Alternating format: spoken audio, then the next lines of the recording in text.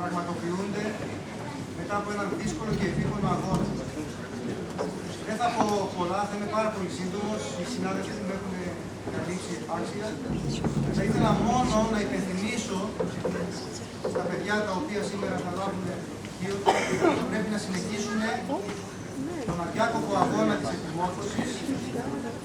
Θα επαναλάβω κάποια λόγια που μου είχε πει όταν ήμουν φοιτητής σε μεταπτυχιακό στην Αμερική, ένας πολύ σπουδαίος καθηγητής και άνθρωπος. Ο ανθρώπινος εγκέφαλος είναι μια τράπεζα στην οποία καταθέτουμε καθημερινά γνώσεις. Οφείλουμε να συνεχίσουμε να το κάνουμε, διότι αλλιώς θα καταλήξουμε πνευματικά χρεοκοπημένοι. Αυτό να θυμάστε και πάλι συγχαρητήρια σε εσάς τους συμπολίτες.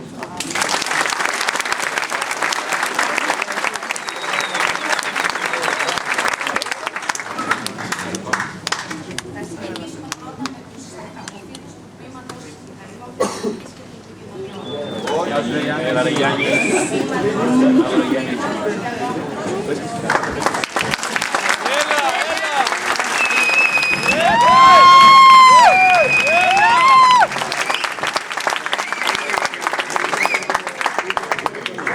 Έλα τα γουβιά!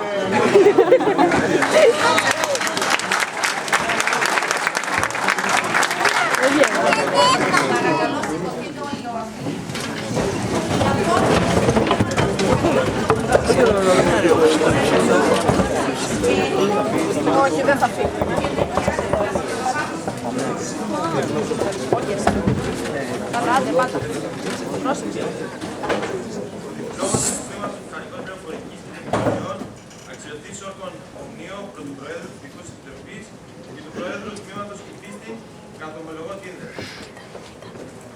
Από το ιερού περίβολου του ΣΕΠ του τέμενους, των μουσών εξελικόμενων, καθιστήν βιώσουμε ασκόν τάψη, δίκη θρησκείας, πνεύμα και αληθεία. Το σύστημα με αυτό, καθιστήνοντας τους δεωμένους της εμείς αλλαγής και πάση ανθρώπινη κοινωνία, άι προς ειρήνη και στόητα αρχών, στελέσου.